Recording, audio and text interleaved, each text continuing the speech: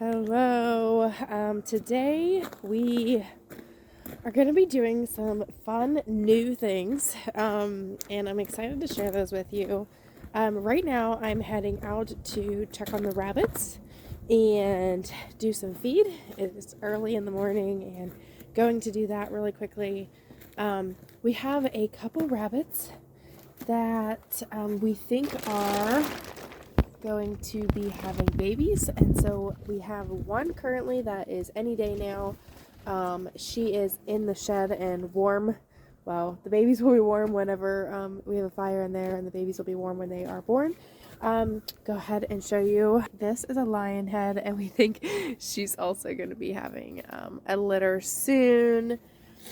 There's our Holland Lop girl. She's kind of blended in the background. Here's our Holland Lop boy. He is just as friendly as can be. Around the back, here's our giant. So he's our daddy of the one that's going to have current litter. And then there is a Californian girl who we attempted to breed, but she did not take. And then we have another lion head back here. She's not bred yet either. And then we actually got another rabbit. She is joining our meat rabbit adventure. She's in New Zealand, so she's gonna be our mama of our meat rabbits. So she is ready to breed. We just haven't. When she comes out, I can show you guys her a little bit better. She's got really pretty pink ears. She's a cute rabbit. Anyway, she is fairly new to us. We just got her a few days ago, and we are adjusting well to her. Okay, so here is our mama that's gonna be having a litter anytime now. She, as you can tell, she's quite large. She's hopefully gonna have a good size litter in her. But I'm going to turn the light on because we have minimal lighting here in the shed, but I've been using a flashlight to look at her. You can see she's really building a nest in there. Do you see all of her fur? So one thing rabbits tend to do is pull out all their fur to make not all of it, but they pull out their fur to make a nest for when they have a litter. I'm just checking and make sure. Sometimes they bury them a little bit in there too to keep them warm. So I don't see any other signs of her having have already had the babies, and obviously she's still large. So but hopefully, we were actually kind of hoping today she had them.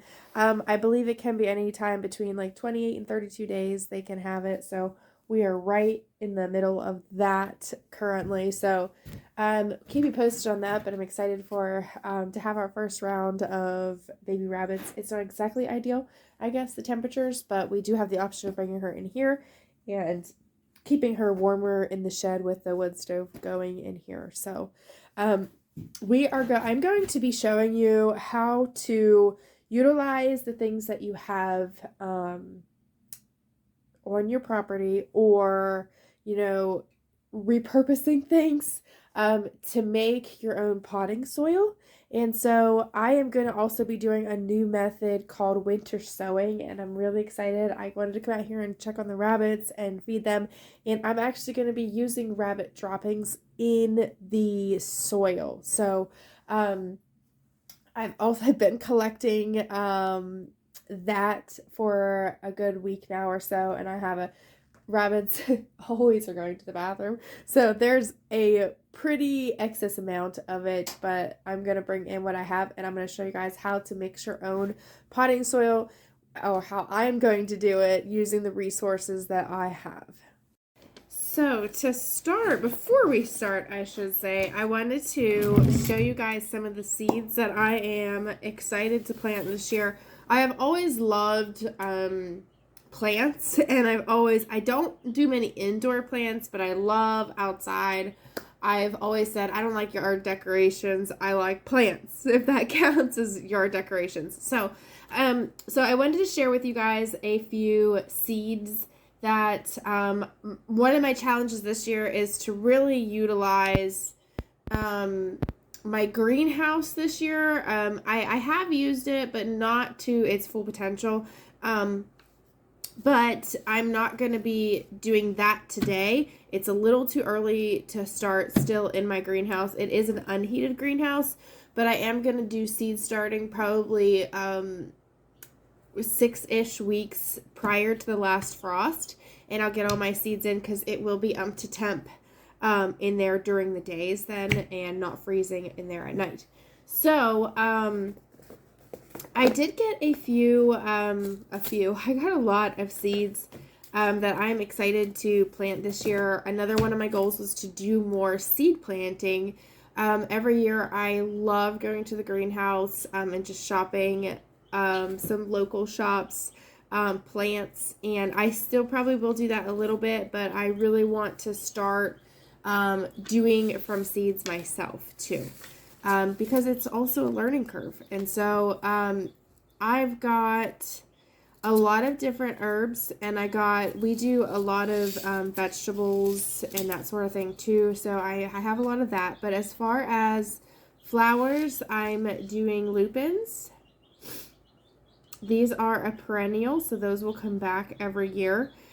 This is one that I am going to attempt to winter sow today. I am completely new to winter sowing, and I'll tell you the benefits of that, and I'm going to actually do it today for you, show you how that process works. But this is called blanket flower. It is a perennial as well.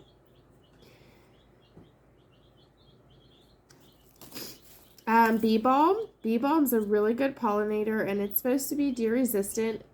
So I plan to have lots of bee balm. We have a lot of deer around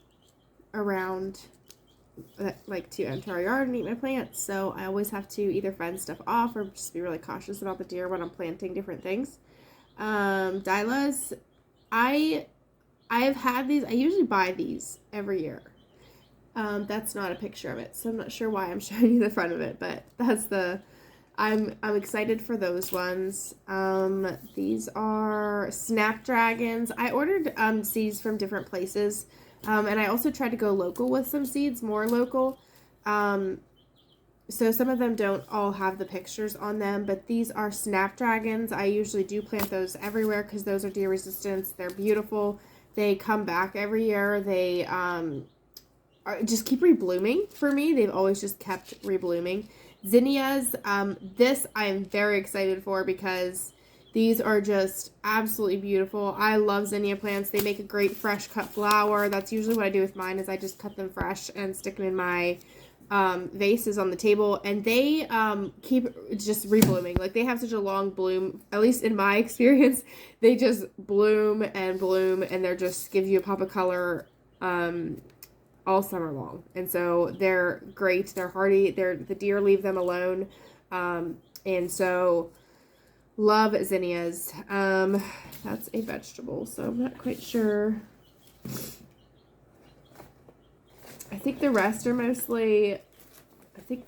are vegetables. So I plan to do onions. I plan to winter sow onions today. I've only a handful of times have actually grown onions that I've had starts for. So this is a very new experience with onions, growing them from seed, because of that I have not done yet. I really want to, we have some plans to expand our garden area this year.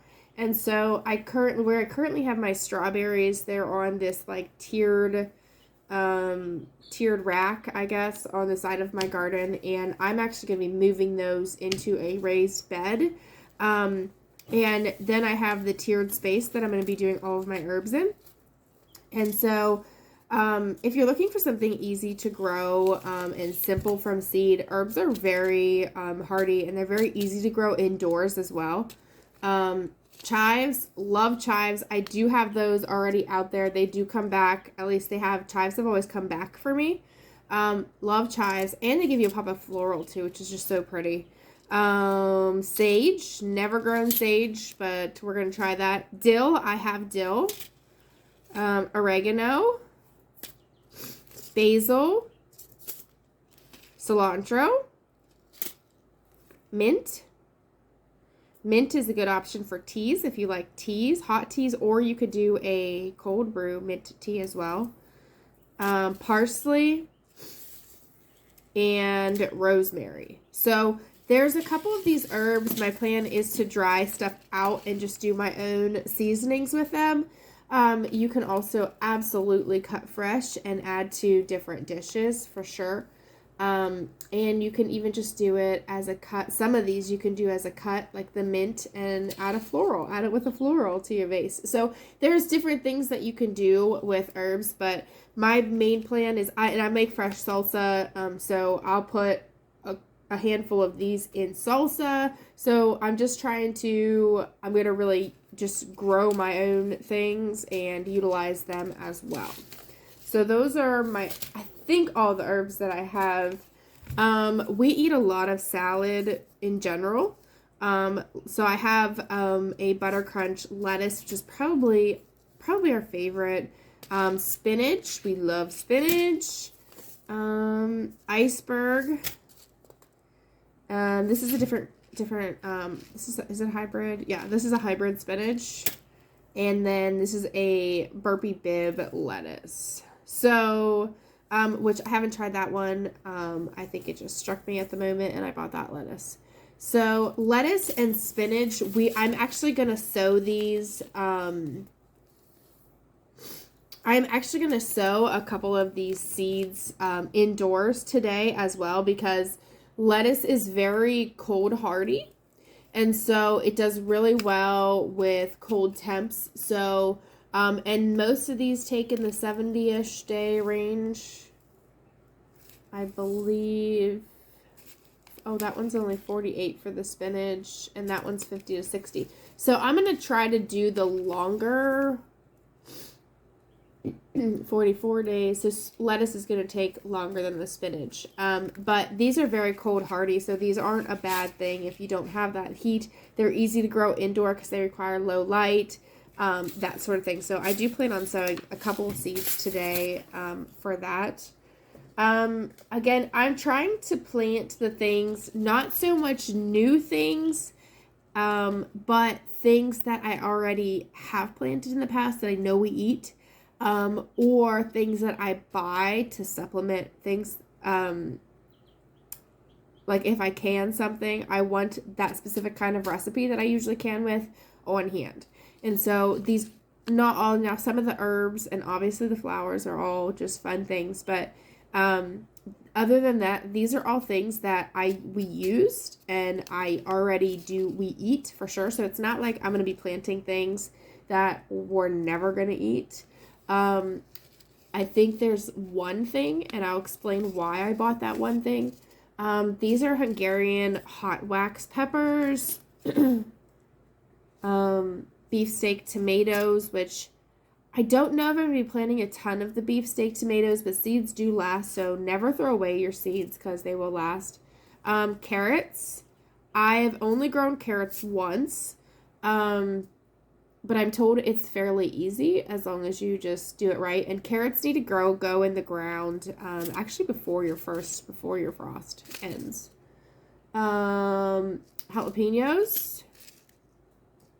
sweet bell pepper, sweet banana pepper, and these are a cayenne pepper seeds. I plan to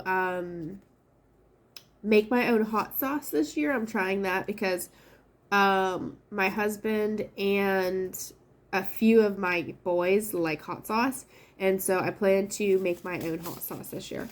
So I have all those peppers. Again, these will be planted in the greenhouse about 6 weeks prior to the last frost.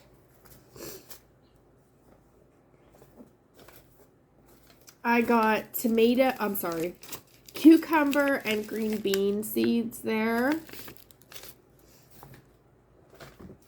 We are doing sweet corn this year, so I got sweet corn.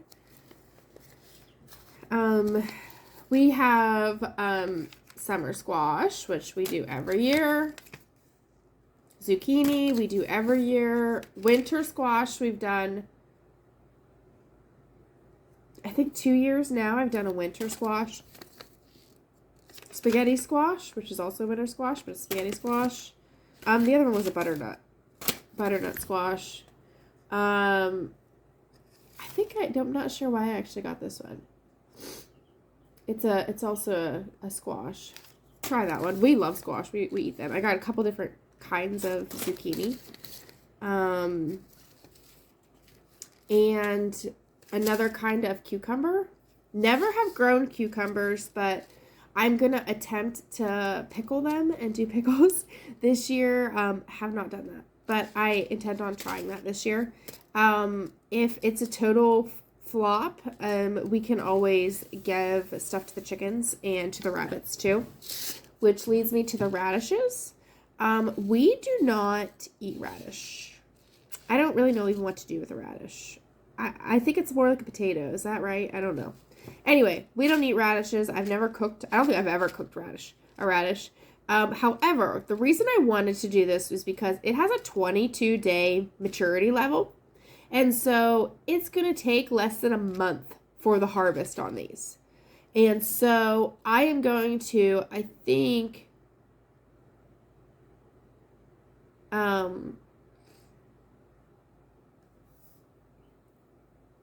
okay, so you put these in when the soil warms in the spring. So I'll put these in right after the last frost. And in a month, we are going to have a harvest of radish. Now, we do have rabbits and we do have chickens that we can feed radish to. But the cool part of these is I want the kids to really, I always try to use every moment as a teaching moment.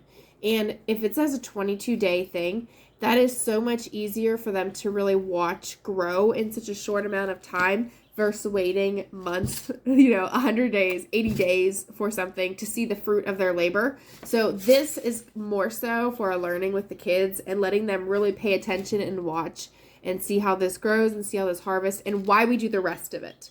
So they're involved with me every year since they could walk in the garden. And so this is just another fun little thing for us to do, but we will use it. It will not go to waste. We'll use it for something, some kind of animal. So, or maybe I will attempt a recipe with a radish and maybe we'll find that we like them. I don't know. Anyway, so those are all the seeds that I have currently. I do believe I have a few more coming in that I haven't received yet, and I think they're mostly flowers, though. I don't think they're vegetables. Yeah, I don't think they're vegetables. But I do have a couple more coming in. So I'm going to go ahead and get started with the winter sowing. Again, we're going to do zinnias, snapdragons, bee balm, blanket flower, lupins. Oh, where's my cabbage? We are going to actually winter sow cabbage and onions. And I did get, I don't think I showed you, and I also got lavender. So I'm going to winter sow all of those. And then I am going to plant indoor. I have just little pots that I'm going to be planting lettuce and spinach in. So I went ahead and I find with gardening, you really need the best way to have success is being organized with it. This is the very beginning stages of organization. This is not great yet, but I have intentions on improving it a little bit. But I have written down my canning goals, there's some things like your squashes have a certain shelf life. So I've written down all the things that I'd like to have on hand that I can harvest. I wrote down all of the things that I want planted and where I want them planted. So on top of that, we have drawn up a very generic outline of how we're going to be expanding our garden. These are going to be all items that are very low maintenance. So we are going to have some raised garden beds, and we have to put a fence around it because we have, again, too many deer around here that they're just going to eat everything.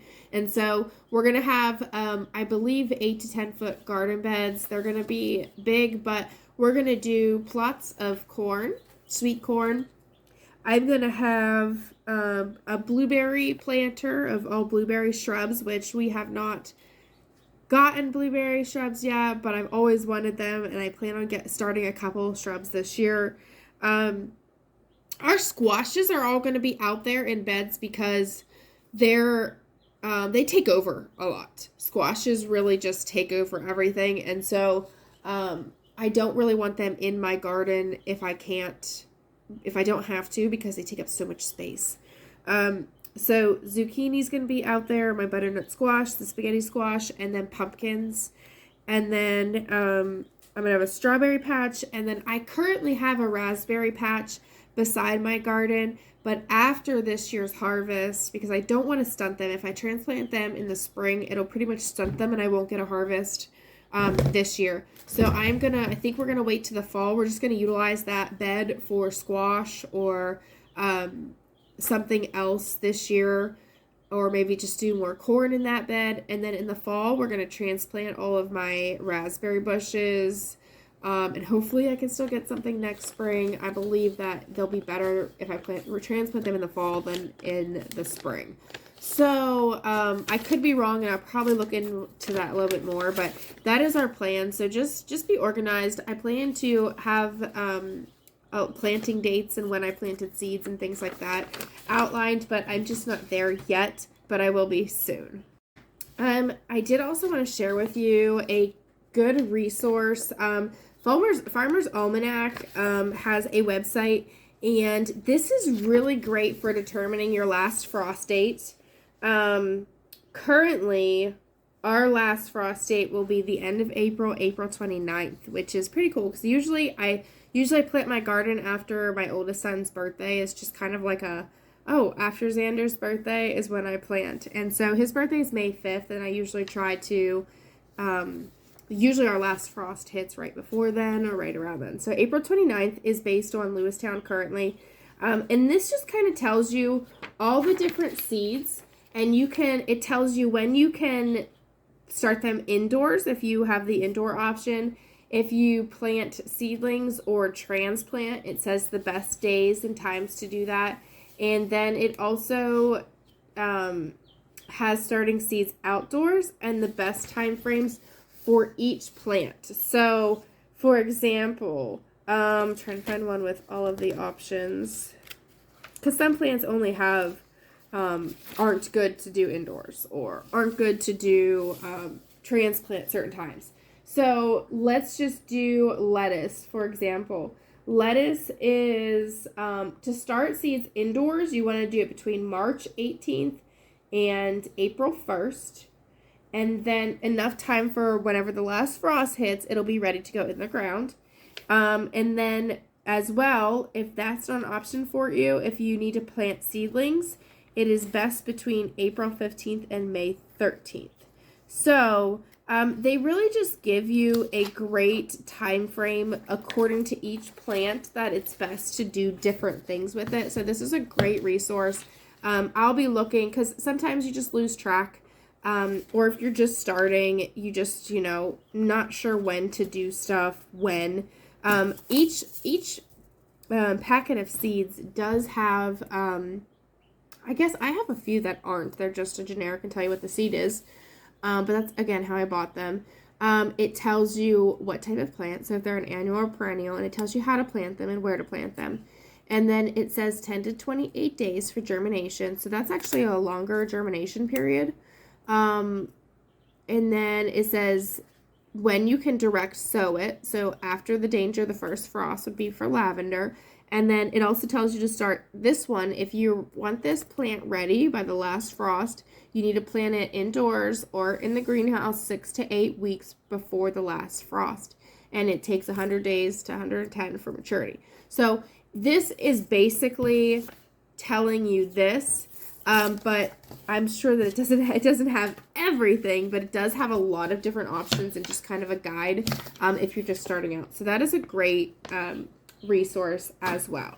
So as far as the winter sowing, this is just an option to there's plants that require cold, like a cold stratification period.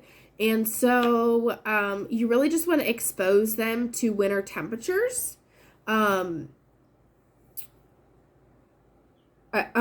seed form. So, and they're going to germinate when the natural weather tells them to germinate.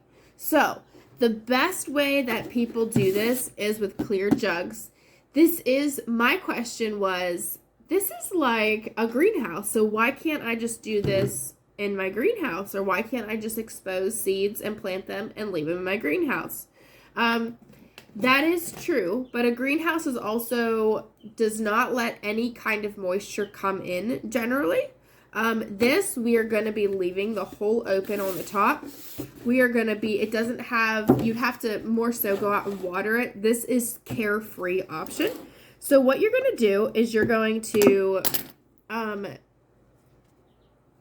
poke holes in the bottom for drainage. So I'm just using an X-Acto knife here, and I'm just popping a few holes in through here. And then you're going to cut this in half, but you're going to leave it together at the handle so we can still close it.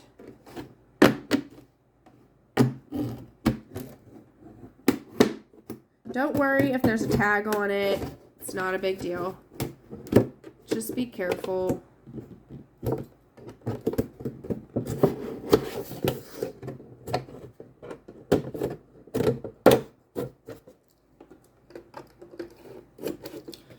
And then we can open, oops, I missed a spot there.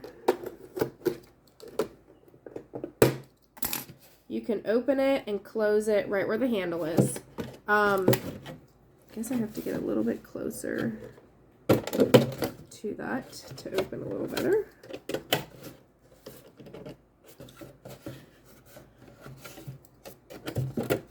There we go.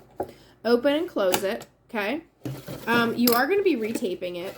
And then what you're going to do is you're going to put your soil right in here. And you're going to plant your seeds. And then you're going to close it and tape it up and label it. And then you're just going to stick it right out in your winter environment. So that is the point in this, is you want to expose it to the cold climate so that whenever it's ready, it's still protected though, okay? So the greenhouse is going to keep it protected from animals, from critters getting into your seeds for the most part. But it's still going to get enough moisture from the air and from snow, that sort of thing. And whenever the temperature outside says it's time to germinate, it's time now, it's going to start germinating and it's protected. And so you leave your plant seedlings in here until you need to open this lid. And then at that point, you're almost ready to be planting, or you can just leave it here depending on the time frame, but it's not going to germinate till it's warm enough.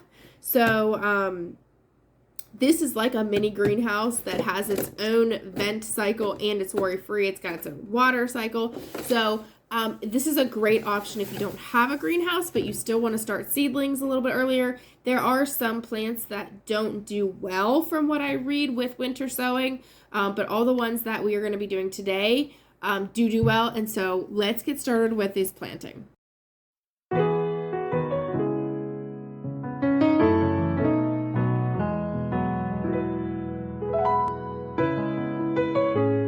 You do not have to use all milk jugs. As you can see, this is a soap bottle. You can just, as long as it's, I guess something more so clear, you can use it. I'm considering doing a few different methods. I have heard that, this is just the easiest way. You can see your seedlings. Your seedlings get plenty of light. This is a tougher bottle. So just bear with me here. That sort of thing. But you can use any kind of bottle that has an opening. I have heard that you can do like a cup, like a solo cup, and do a plastic bag over top of it as long as you poke holes through the bag and there's able to get moisture in and a little bit of airflow. The thing I like about using a larger jug, and I'm actually going to be using this as well. So I'm literally going to be just poking holes in the top or cracking the whole lid's fine.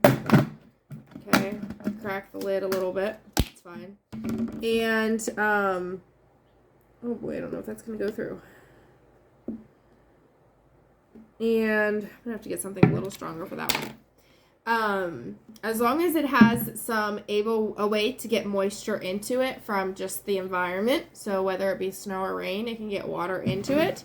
And it can have drainage. You can use it. Now the thing I like about these options, these larger options, is your seeds won't get you're going to be putting quite a bit of seed startings in these. So they're not going to get root bound in too small of a container. So I would just consider your size container, because you're going to be literally just letting these go and forgetting about them until you're going to be planting these in the ground. So just consider that when picking out your option for your container. All right, I ended up getting a drill to drill my holes in that because I couldn't believe how tough it was. Okay, so I wanted to go ahead and share with you guys too that I'm going to be mixing my own seed starting soil. You can absolutely go and buy potting soil, and you can buy it specifically for starting seedlings. And I do have some of that, but I'm going to beef it up. And I'm also going to be using the resources that I have, which happens to be a natural fertilizer that we always have, which is like rabbit droppings, because they have such great properties in nutrition for the garden and for soil that I'm going to go ahead and use that as well, that we always have on hand. Not something glamorous by any means, but I'm going to utilize what I have, right? And so it's only going to increase the outcome of the plants because of all the great nutrition that it has in it. So I know not all animals have that property, but rabbits do.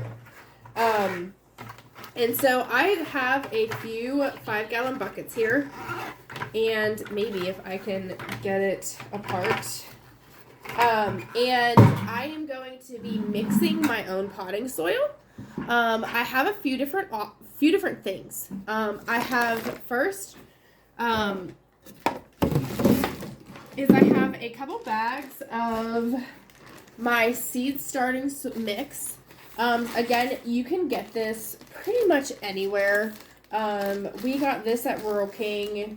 A lot of stores are starting to get their spring stuff out, and so I am going to go ahead and just dump this all right in my 5-gallon bucket. What I have learned is that you can use any kind of soil for this. If you have any kind of soil, you can do that. I just grabbed this because it was specifically designed for seedlings, and I just kind of wanted to utilize this. But you can utilize this. Has some of the things that I'm going to be adding to this as well already, such as the where did it go? Perlite. This is basically just it's like those little white things that hold water. So I'm going to be adding this. From what I've researched, you do equal parts of this stuff in here. So I am going to be doing less perlite though, because this seedling already has it. You can see the white already in it. So it already has perlite in it, but I'm going to be adding a little bit more, and I'm also going to be adding peat moss. So I have a big bag of peat moss as well, and the rabbit droppings. So I'm going to mix all of those together into my soil just to really improve the outcome of my seeds. So again, if you didn't have a seed starting, maybe you have dirt from last year from your pots. That works perfectly fine as well. I think this one recloses. It has a resealable thing, it says, but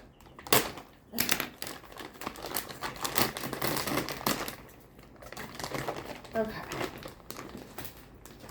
This is very lightweight. The peat moss is very lightweight, very airy. It's going to really make a good, it's really going to add nutrients to the base.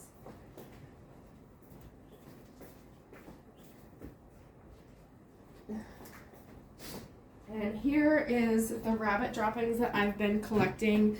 I didn't realize, but they were frozen because they were outside. So I'm going to pick out, not that this stuff is bad, the straw and things like that, but I'm going to be picking out this because I really just don't want to be messing around with the straw.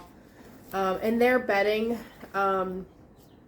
it's all like mixed in with their bedding. So I'm going to be just grabbing what I can. I'm probably not going to be using all of this because I'm not mixing a huge bundle inside. I didn't really want, I could be doing this outside. It is currently snowing, so I just didn't really want to be messing with this outside, so I'm trying really hard not to make a mess inside. But yes, it's gross, but yes, I'm using gloves, and it's just life, you know? Comes with the territory. So we are adding that, and again, this is only going to add nutrients to our soil. And so now I'm just going to get in here and just mix this all up really well. Probably should have had a stick to mix the bottom up a little bit. Just doing this in a 5-gallon bucket. One other thing that you really want to do when you're starting seedlings is get your dirt moist. You want to be able to clump it together a little bit, but you don't want it to be able to drip. So I'm going ahead and adding water right to this. You want to have, I'm assuming it's going to take this whole pail, but I guess we'll dig around and see what it feels like. You want to get the seedlings to start off on the best foot that they can to have a great harvest and a great crop.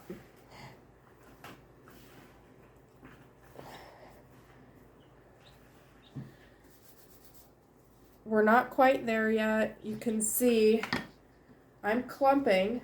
It's starting to clump, but it's not, you don't want it to drip though either.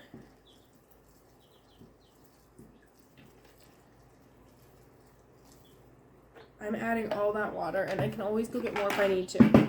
That peat moss and just the soil in general is the potting mix that I did have. That is just really dry whenever you buy it. And you want the soil to be nice and wet because you're not going to be watering these. They're going to be exposed just to snow and just the humidity in the air. So whatever kind of moisture they pull from that is what they got. Again, you want to expose this to the environment as much as you can without with still protecting them though. So I feel like we're pretty good. I can clump it, but it's not dripping. Okay, so I'm pretty confident in that moisture in the dirt. I'm going to show you guys a little closer what it looks like. So it's clumping for sure, but it's not dripping if I squeeze it.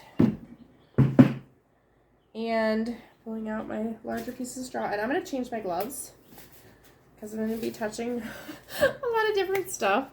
So, all right, next I am going to be getting my jug, which I actually ripped the bottom at the top of this one off accidentally, so I'm just going to utilize that one first. since it's open and you guys can see it a little more stable. And again, I have holes already in the bottom, so I am going to be just filling this with dirt.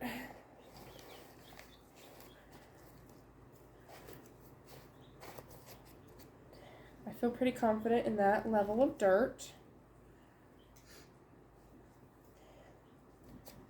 And you're going to sow your seeds based on what the back of your packet says. So it's different for every seed, for sure. So we can do we'll start with the cabbage. And the cabbage says, excuse me, planting depth is 1/4 inch.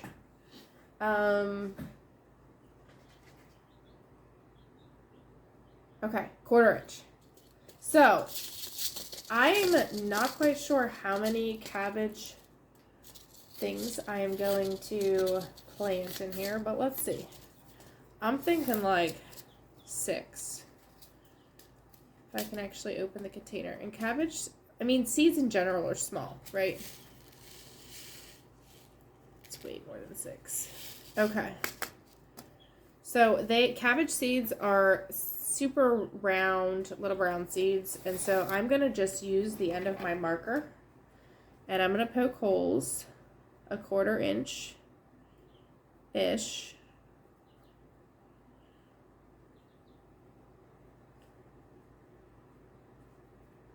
I think I can do another seed. I think I can do 7 in here, and I'm gonna drop a seed in each one. There are some people who I know just plant them on top and just do a layer cover. There are people who just sprinkle seeds over the top of the whole entire thing and see what comes up. You can do it whatever way you please to do your seeds. This is just how I have liked to do it. And then I cover them back up.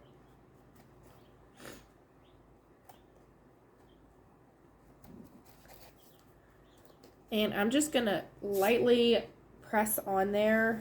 And then I have you want the seedlings to get a little bit wet so that when they unfreeze, they're going to start to germinate, which they need moisture for. So I just have this little tiny squirt bottle, and I'm going to spray right on top of each of the holes, maybe, that I planted. Just get a nice layer of moisture on the top of the soil. And then I am going to take tape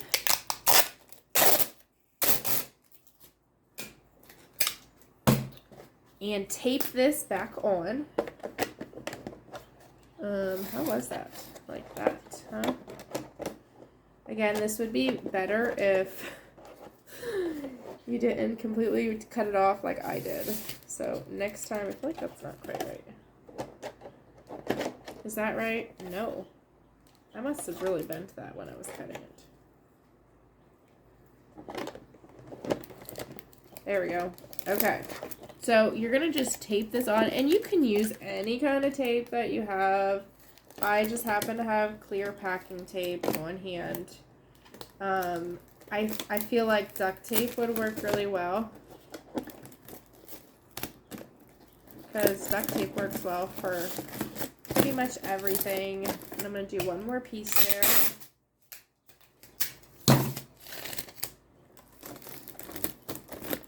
Okay. And then what I'm going to do is I'm going to take a piece of painter's tape, which again, this may be a good idea for duct tape because you can write on it a little bit better. Or you can, I guess, write on the jug too. But if you're going to reuse these jugs, that would be the only thing. I would say maybe not to write on them, but I guess it really doesn't matter. But this is cabbage, and I'm going to write cabbage on these. And I'm going to write WS for winter sown and the date. 1/25. And then I think I'm going to do, no, I think that's good. Cabbage and the date, and I'm going to just stick it right on the side, like so. And then what you're going to do is you're going to just stick these literally right in the environment outside. So I'm going to go put them in my garden and just set them right in my garden and let nature do its thing. So I have all the rest of these seeds to plant, so here we go.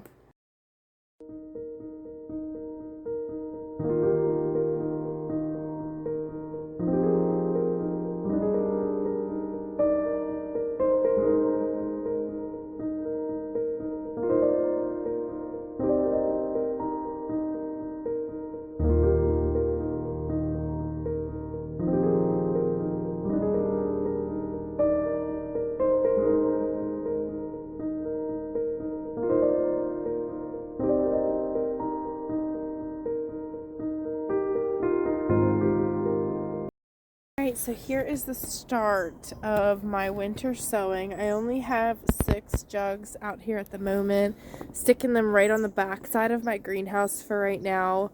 Again, I did onions, bee balm, lavender, which I'm not sure how the lavender will do, we'll find out, lupins, blanket flower, and so I do still have some big goals today as far as planting. I think that I am going to try the solo cups with either the plastic wrap or a Ziploc bag over top of it.